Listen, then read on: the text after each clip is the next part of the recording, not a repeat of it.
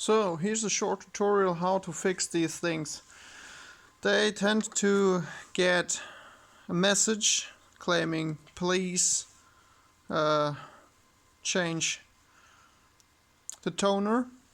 Even though you might have new toner, it still wouldn't recognize it, especially when it's not a new one, or if it's rebuilt, refill, whatever. So what you're gonna do, open this thing like this. This works on most MFC-L models. Then you go here. Oh, for fuck's sake. Then you go here, you press that this thing is open.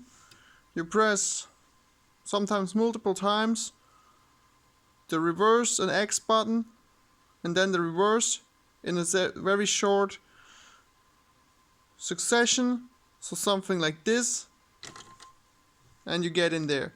So very important to press it very shortly, or you have to repeat the whole process, closing it, then opening up again, pressing this, and you can see you can reset all these nifty things.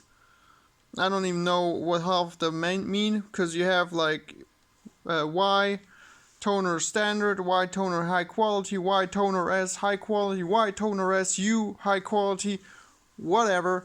Just press every one of these to reset, and it should work fine until the counter takes to 0, and you can either replace it or press the button again. These models are fairly new, so we have to see how it turns out on the long term. Peace out.